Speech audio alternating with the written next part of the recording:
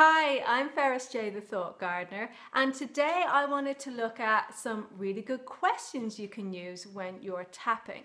Now, I've already done a video on using positive what-if questions when tapping. I found that's really powerful. I'll link to that video below. But today I wanted to look at a couple of questions from the modality of access consciousness. And these are questions designed to open us up to new possibilities, to widen what we think is possible. And they can be really effective if we feel we're stuck in situations and we can't see a way out, we can't see our options. So that's where I would encourage you to use these questions. And the two questions that I will look at today are, one, what else is possible? And two, what would it take to change this?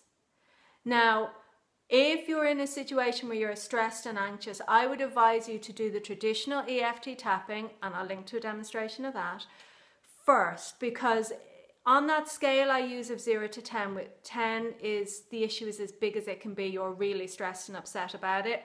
0, you're not feeling any charge around it. You want to be below 5 on that scale, because that's when you're able to open up to new possibilities. So if it's really stressful, do the traditional tapping. This situation is so stressful. I just don't know how to get out of it. I just don't know what to do. It's so stressful. All this stress, all this stress. You can do that kind of tapping till you bring that intensity down below a 5. Once you're below the 5, when I bring in positives, you can bring in questions.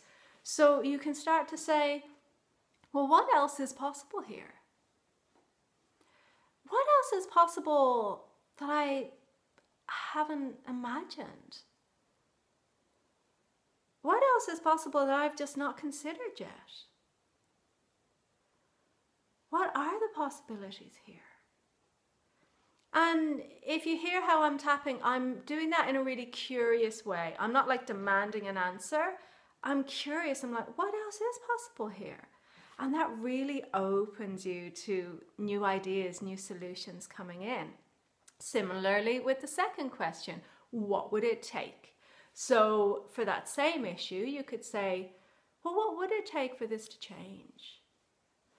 What would it take for this to resolve itself really easily? What would it take for this to turn out better than anybody could have thought it would?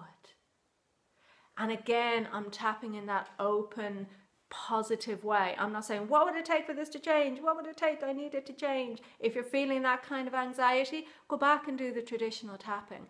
But this, what would it take? You're not looking for answers. You're just opening to that question. And it's like you let the universe answer. And this type of tapping, I'm finding it's really, really powerful. So I'd advise you to go out to add that to your tapping techniques and let me know how you get on with it. I'd love to hear from you. You can leave a note under this video. You can go over to the blog post where I have more tips and leave a comment there, or you can even email me.